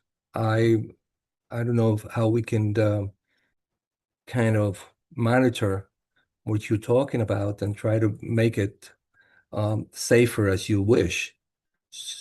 Well, you can take a look at whether there should be a high-speed bike lane at all in Central Park, given how many pedestrians actually use the park. People with strollers, elderly people, people with mobility issues cannot get across the drives without basically risking their safety. The bikes go fast, they yell if you're in the way. I found myself waiting for a green light when I actually had the green light because of the volume of bike traffic crossing what was a red light to them. So given that there is no other way for pedestrians to get across, whether there should be a high-speed bike lane at all is a DOT issue. And maybe if the DOT, I always have a conversation with the cops when I walk through Central Park, why aren't they doing anything about it? So maybe if the DOT talked to the police about the urgency of the situation, if I'm not alone, that is, of pedestrians in the park and the dangers posed by e-bikes going really fast and not stopping at lights. What is even the speed limit on that high-speed bike lane? Or is there even a speed limit? Because you know how many pedestrians are in the park, people with dogs and kids and toddlers running across the street. It is so beyond dangerous that I don't have any words for it, because it is really scary. And when I found out that there was a high-speed bike lane in Central Park, I became very kind of upset about the silliness of that, given how few bike riders, it seems, actually comply with the red light stopping law, both outside of the park, but particularly within the park, where it's kind of like the whatever the Ferrari race, the Formula One race. They just don't stop. I would say, from going to what Alita says, is that in my experience, Raphael, enforcement is a weak read in New York City. And because there are not enough enforcement people, they can't consistently enforce. And so you do have to design things to make sure that you don't get situations that you're just relying on enforcement for people to obey the law. And so I think, like high-speed lanes and things like that in the park, that's something that needs to be looked at from a design standpoint. And that's how we've solved issues in the past, by designing things in a way, because enforcement only goes so far. And all right, let's just go on. Andrew, fine. Any comments for the DOT? Yeah, Chuck, thank you. Really, at this point, I don't even know where to start. Just as long as you know where to finish. I'll try. Thank you.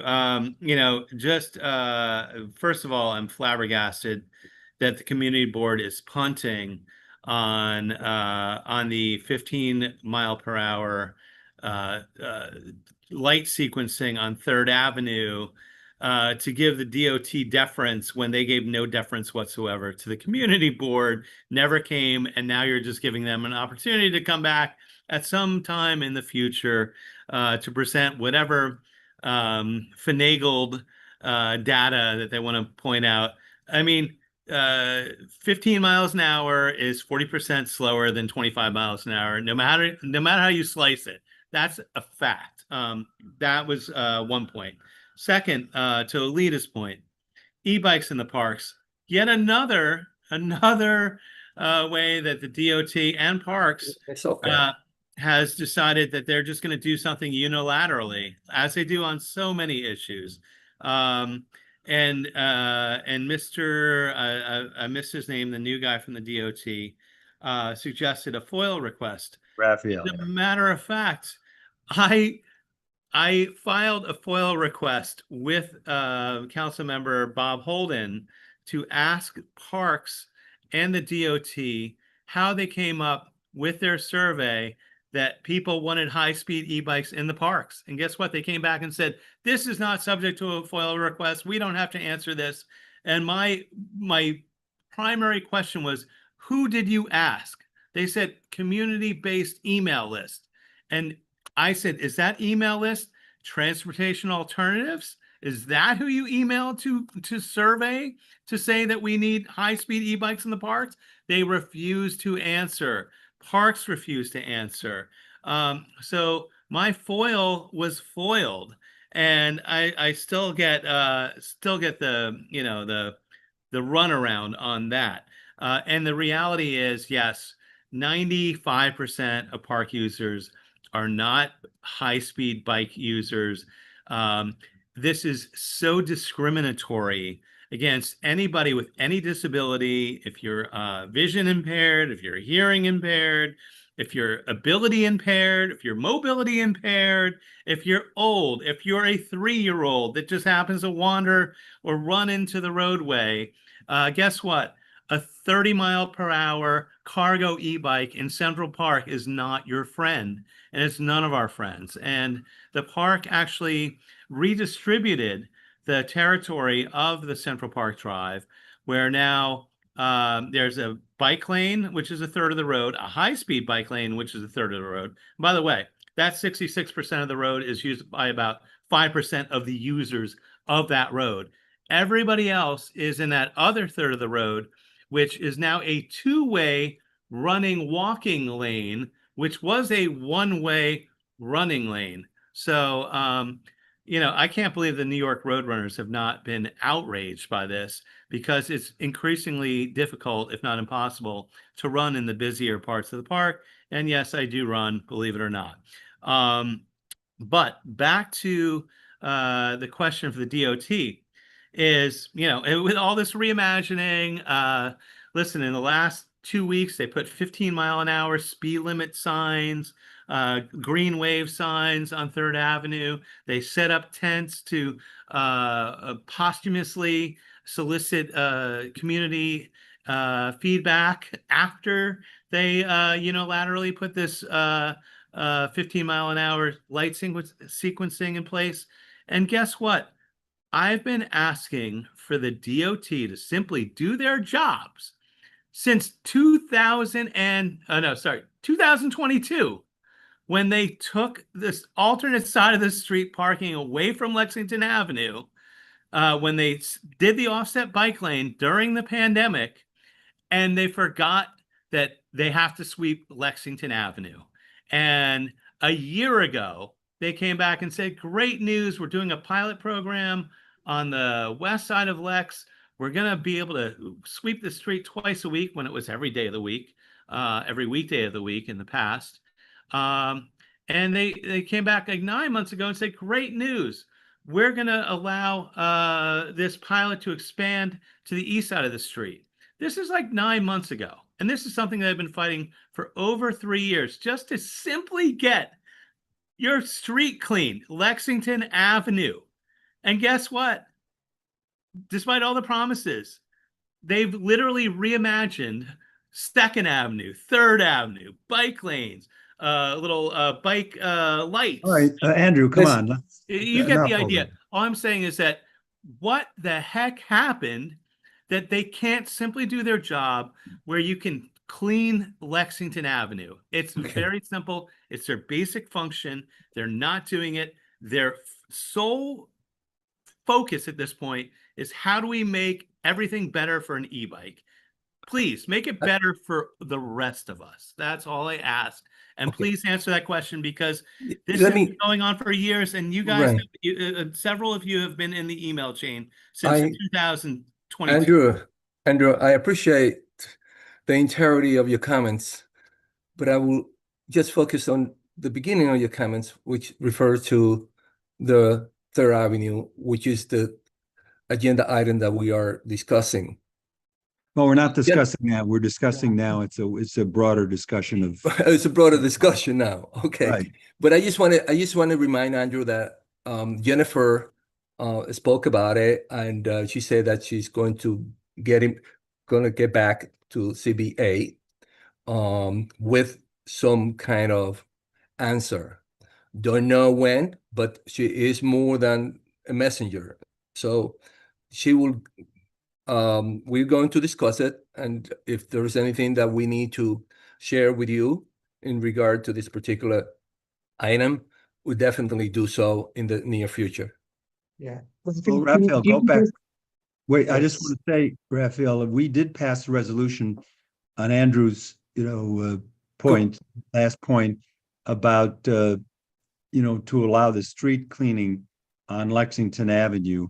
And that's something that, Colleen said they were going to be implementing. And Andrew's frustrated because it hasn't happened yet, and he's raised it consistently. And so I'd like you to go back and see where that, and come back to us and see where that stands now. Oh, okay. I understand. And in the this is not this is just something about putting street cleaning regulations in the way they are on Third Avenue and other avenues.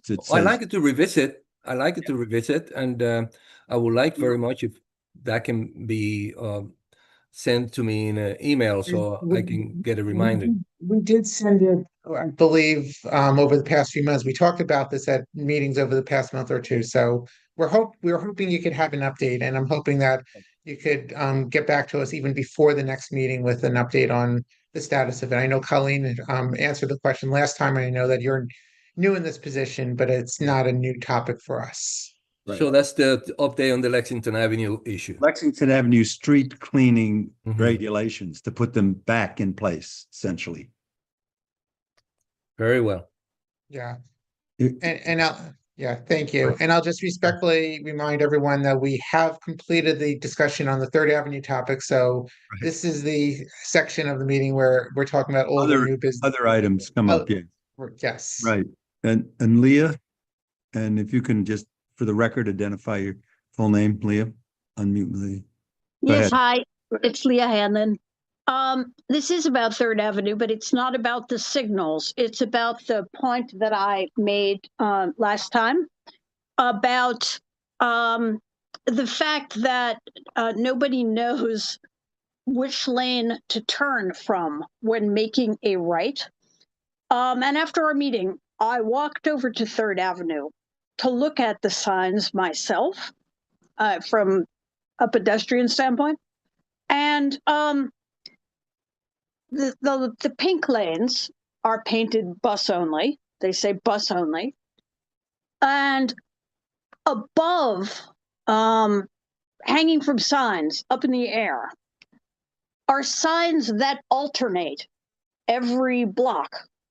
So if you are doing what I do and what many people do, and you drive west on 79th Street, up on 3rd, and then try to make a right onto 80th, where all the parking garages and stuff are, you will not see the sign above that pertains to the block from 79th to 80th, because it's right above you. It's above your head, and you can't see it. If you're coming up 3rd Avenue, you can see it. But if you are making the turn from 79th in either direction, you can't see it. So as you approach 80th Street, all you see is the sign that's for the next block that says buses only. Hence, people make turns from the 3rd lane. People make turns from the bus lane, which is allowed, but the buses don't seem to think so. When they try to push you out of that lane, people have tried to turn from the bus stop, which has a hydrant there. But my point is, you can't see the sign at all that says right turns are permitted unless you are coming up Third. If you've turned onto Third from the side street, you can't see it. So why? It seems too cute by half to alternate those signs, to have a sign above 79th that says right turns permitted for this lane, for this block, and then to have the next sign, which is all anyone can see, saying no right turns from this lane, which only pertains to one block. Those signs alternate. It's crazy. Leah, wait a minute, Leah. Before we talked about this at the last meeting. We did, but I went and I wait a actually second. Wait a second. Just a minute. I live on Third Avenue, and I don't own a car, but I drive a car occasionally. And at every one of those things, as you get closer to the corner, there's a dotted line that indicates you can go into that lane to make a right turn. And that's at all of the intersections. And I don't think, and I see other cars and they do the same thing that I do. When you're ready to turn, you get into that lane. And I think it's fairly, so I think I don't see that as a real problem, frankly. But Raphael, you may want to comment further. I agree with you. I was just going to comment on that as you just did. You are allowed to do so, and there is definite area where you can just turn it legally. Right. Yep. Okay, Emily Jordan, do you want to make a comment? Go ahead, unmute. Emily? Yes. Hello. Hi.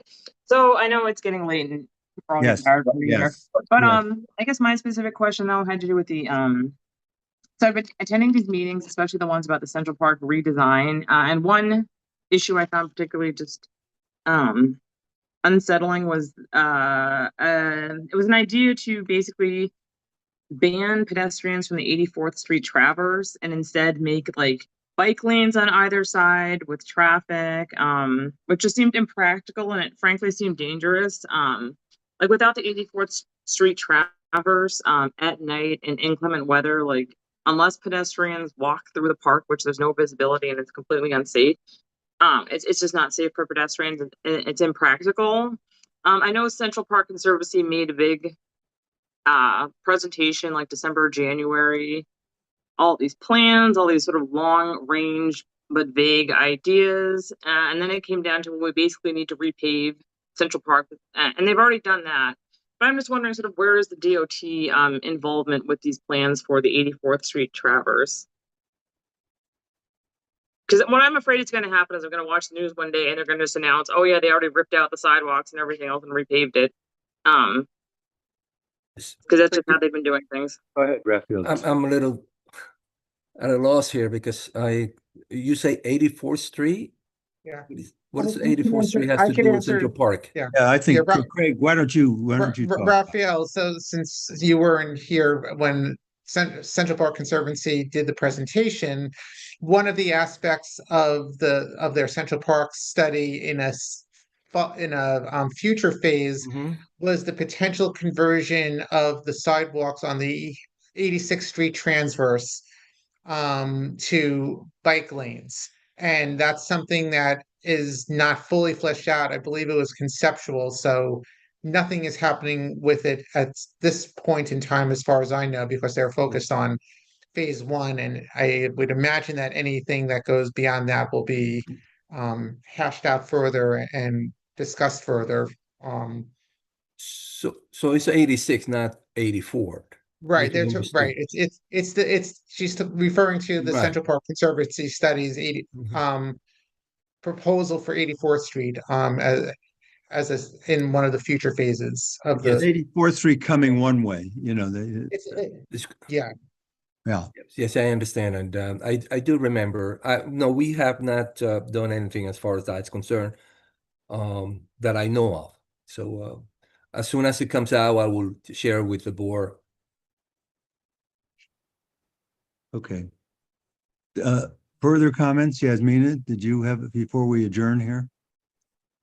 Yeah, I just wanted to make sure that I understood correctly that the only way for the public to understand the cost of studies is to FOIA. Is that because that's what I heard that's the only way? Otherwise, it's not listed anywhere. There's no budgets presented about these ongoing extended studies. That's correct. Okay. That's quite concerning, particularly since in response to, I believe it was Michelle and Alita's concern about safety, stated safety in Central Park. And your response was, well, that sounds like an enforcement issue. And like, how is enforcement not part of these studies? How can these studies exist in a bubble unto themselves where they're basically saying, well, this would be wonderful for the city if this were a reality?